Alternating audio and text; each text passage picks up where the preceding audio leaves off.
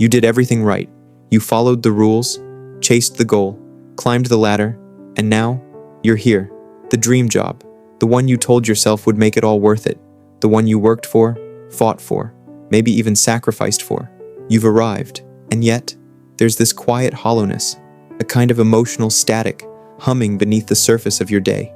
You tick the boxes, you get the praise, you might even impress your old self, but something feels misaligned, and the question you never expected to ask starts echoing louder. Why doesn't this feel like enough? This is the paradox of modern success. We romanticize the idea of a dream job, a role so perfect, so meaningful, that once we land it, fulfillment is guaranteed. But the truth is far more complicated, because what we chase is often a version of success crafted by other people, society, family, social media, prestige, a vision built more on optics than on introspection. The dream job isn't just about doing what you love.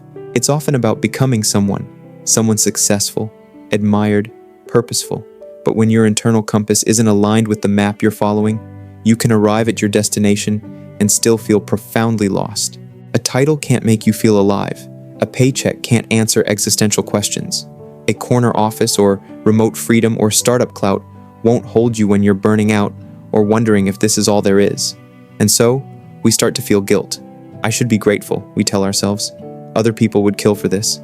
But guilt is not a substitute for purpose, and comparison is not a cure for disconnection. The deeper problem is that we've been conditioned to equate fulfillment with achievement. From a young age, we're praised for output, for performance, for goals checked off. But fulfillment doesn't arrive as a trophy. It unfolds in resonance, in alignment, in the feeling that your daily life reflects your inner world. When that alignment is missing, work becomes performative. You play the part, you meet the deadlines, you might even excel, but it starts to feel like you're living someone else's life, or worse, selling your energy to sustain a system that doesn't reflect who you are. And the most disorienting part? You can't always explain why it feels off. On paper, everything makes sense. People congratulate you.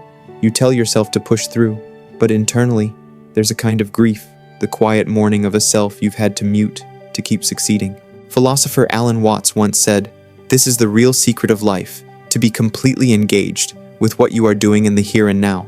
But when we chase jobs that sound good instead of jobs that feel good, we end up engaged with tasks but disconnected from meaning. The mirage of the dream job is that it promises happiness at the end of a path, but real fulfillment isn't found at the end. It's found in the everyday rhythm of how your work aligns with your values, your creativity, your autonomy, and your sense of contribution. So, if you feel unfulfilled in your so-called dream job, you're not broken. You're waking up. You're realizing that success without self-connection is a trap, not a triumph. And that maybe, just maybe, your dream job isn't one you find. It's one you build, from the inside out. We tend to assume that discontent comes from failure, but often, the real ache emerges after success, when you've achieved what you thought would fulfill you, and it still doesn't feel right. That kind of emptiness is harder to name. It's not loud, it's not dramatic. It lingers in the background, in the sigh before opening your laptop, in the way Sunday evening starts to feel heavier than it should. One of the first culprits is lack of autonomy. You may have landed your dream job, but if your days are dictated by processes, approvals, and systems that leave little room for creativity or decision-making, it won't matter how shiny the job title is. Human beings have a deep psychological need for agency.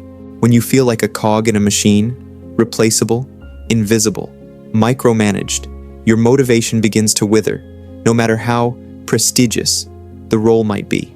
The philosopher Erich Fromm once wrote, "Man's main task is to give birth to himself." But in workplaces that prioritize efficiency over individuality, that task becomes nearly impossible. You're not creating, you're complying. And eventually, that compliance starts to feel like self-betrayal. Then comes stagnation, the quiet realization that you've stopped growing. Maybe you've mastered your tasks, but there's no challenge anymore. Or maybe you're surrounded by people who aren't interested in evolving, learning, or taking creative risks. When growth plateaus, so does meaning. Work becomes repetition, days blur, and you start to feel like time is passing, but you're not really becoming. Stagnation isn't always dramatic. Sometimes it shows up as subtle numbness, a creeping sense that your potential is being slowly buried under daily routine. You might stay busy, productive, even successful, but there's no spark. And without that spark, even your wins start to feel hollow. Another often overlooked reason for disconnection is misalignment between your natural strengths and the actual demands of your job. Maybe you're brilliant at strategy, but spend most of your time in meetings. Maybe you're energized by collaboration, but spend 90% of your day isolated behind a screen. Or maybe your true talents lie in creativity, but your role demands execution. When the things you're naturally good at, the things that feel energizing, intuitive, alive, are constantly pushed aside in favor of tasks that drain you, the job becomes a slow erosion of self. You start to doubt your capabilities. You wonder if you're the problem, but often, it's not that you're in the wrong career, it's that you're in the wrong fit. Psychologist Mihaly Csikszentmihalyi famously coined the concept of flow, the state of being fully immersed in a task that matches your skill level, challenges you just enough, and brings a sense of purpose. The absence of flow is not just boring, it's demoralizing. You're doing work, but you're not inhabiting it. And sometimes, the dissonance is subtler. Maybe you love what you do, but the environment is toxic, or the company culture values competition over collaboration, or the metrics of success are built on burnout. You tell yourself it's just how the industry works, but deep down, it's costing you something. Unfulfillment doesn't always scream. Often, it whispers. It asks quiet questions at 2 a.m. It nudges you when you scroll through job boards you're not supposed to be looking at. It stares back at you in the mirror and wonders, is this really it? But here's the truth. Feeling unfulfilled in your dream job isn't a sign of failure. It's a sign of awareness. You're starting to notice the gap between who you are and how you're being asked to show up. That noticing is sacred. It's not the end of the story. It's the beginning of something deeper, a search for meaning that doesn't come from titles, but from truth. At some point, the question shifts from what do I want to do to who am I becoming through what I do. Fulfillment isn't just about finding the right job. It's about finding the right relationship between your work and your selfhood, where the things you spend your life doing reflect what actually matters to you. To get there, you have to go inward, strip away the resume, set aside the job description. What lights you up when no one's watching? What kind of problems do you feel called to solve? What environments make you feel expansive, creative, alive? This is the pursuit of authentic purpose, not the kind stamped on mission statements, but the kind whispered in moments of clarity and solitude.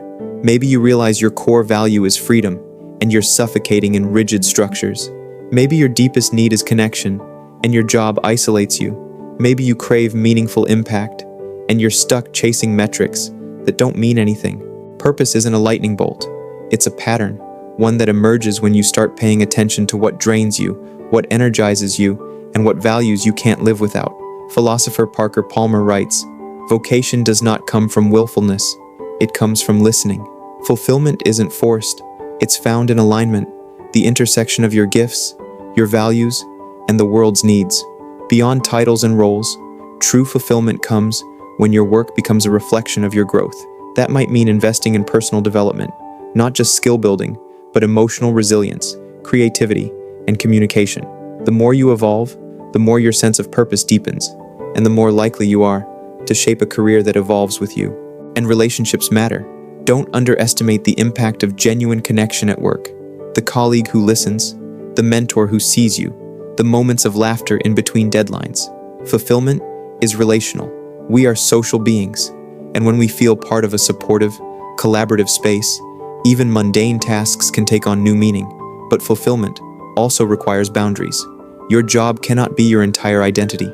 When your sense of worth rises and falls with your performance or your boss's approval, you lose perspective. Integrate your work into a life, not the other way around. Prioritize joy, relationships, movement, rest. Your work should serve your well-being, not replace it. If you're feeling lost, start small. Take a career values assessment. Reflect on the moments in your past roles that felt the most alive. What were you doing? Who were you with? What needs were being met? Then, explore. Talk to people in different roles. Take on a side project that excites you. Volunteer for something unrelated to your job. Not every step has to be a leap. Some are quiet experiments in becoming. And if leaving your dream job feels terrifying, that's okay. You don't have to make a dramatic exit to begin the search for meaning.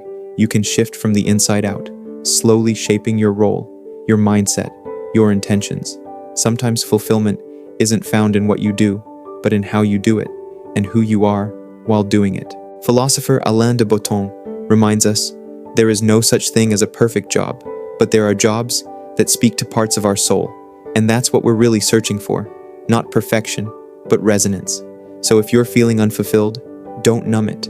Don't rush to fix it with a new title or a higher salary. Listen, that ache isn't a flaw, it's a compass. It's pointing you away from what looks good and toward what feels true. Because in the end, the real dream job isn't the one that impresses others. It's the one that makes you feel like you're living a life that's yours,